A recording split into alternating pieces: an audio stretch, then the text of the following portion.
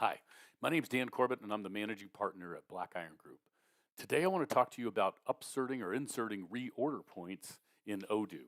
I've worked in retail for a long time. Shout out to my JDA alum.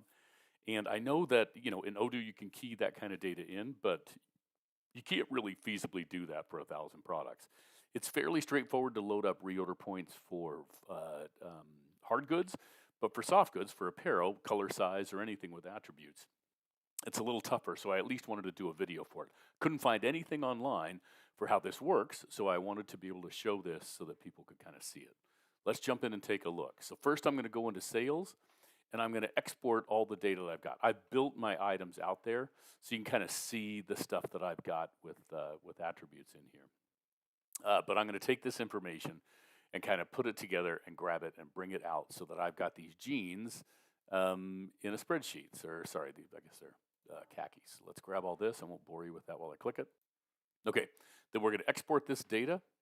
And the one thing we need to add is the external ID. This is the key to this whole process. If you get the external ID into your spreadsheet, it's very easy then to go ahead and grab the reorder points and load them up into the system. Let's export this and take a look. This is kind of, well, that's not what the data looks like. This is what the data looks like. So let's clean the spreadsheet up real quick. This number here is the key to this whole thing. And you can see that each item is kind of listed here. If I move over a little bit, you can see the actual item is khakis, and here's the stuff.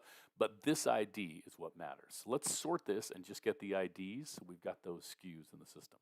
Okay, some basic information here, and these are the products that we care about. You can get rid of this junk on the bottom, and what you end up with is a spreadsheet like this. You don't need all of this data either. So let's get rid of a whole bunch of this. What we need is location, min-max, and the external ID. So let's put that together. I'm just going to do it and not do it on screen for you. Okay, and we end up with a spreadsheet that looks like this. I've got my locations, I've got my min and my max, and I've got the most important thing, this external ID. Let's get it uploaded into Odoo.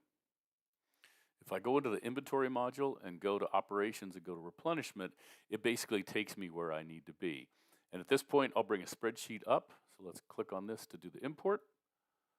Let's grab that spreadsheet we just created. I don't even know which one it is. Let me go look real quick.